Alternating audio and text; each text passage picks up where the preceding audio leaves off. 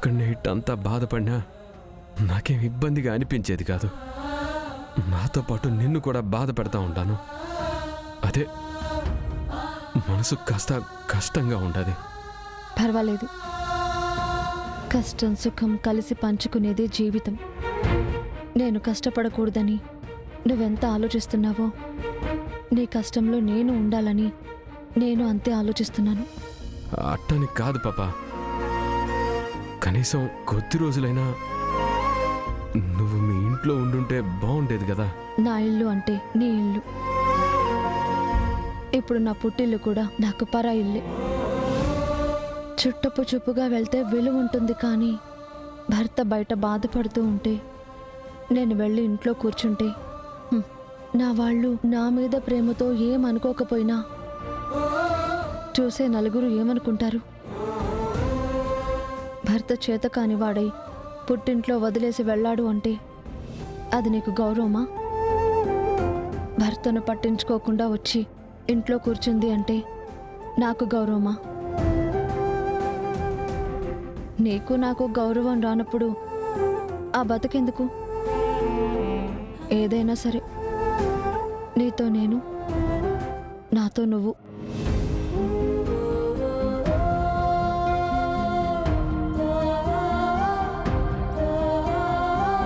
పాపా, యాడికి పోదాం? కష్టంలో ఉన్న మనిషికి ఎవరికైనా సరే ముందుగా గుర్తొచ్చేది దేవుడు. అదిగో ఎదురుగా గుడి కనిపిస్తోంది. రాత రాసిన ఆయన ముందుకే వెళ్ళి కాసేపు కూర్చుందాం. ఎటు పోవాలో ఏం చేయాలో దారి ఆయనే చూపిస్తాడు.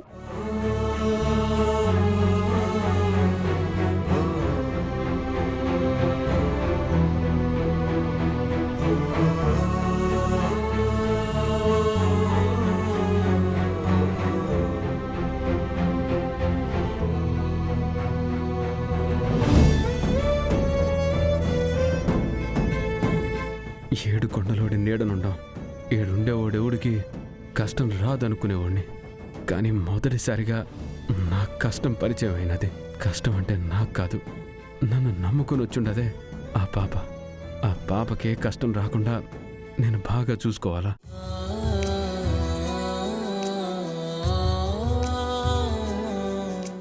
ఏం చేస్తానో నాకు తెలియట్లేదు, ఏం చెయ్యాలో తెలియట్లేదు. నువ్వే దారి చూపించాలా?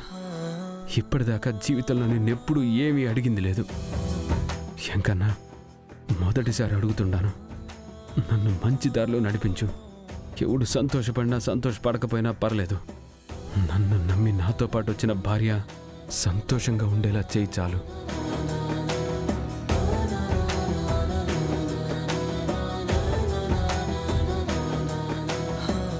ఎందుకు ఈ 3 ముళ్ళు నా మెళ్ళో వేయించావో నాకు తెలియదు. ఇది నువ్వు రాసిన రాత. నీ రాతను గౌరవించాను. నా జీవితంలో మా అన్నయ్య విషయంలో తప్పు జరుగుండొచ్చు, కానీ అతనైతే చెడ్డ మనిషి కాదు. అన్యాయంగా అతని మీద నింద పడింది. ఆ నింద వల్ల అతను ఈరోజు రోడ్డు మీదకి రావాల్సిన పరిస్థితి వచ్చింది.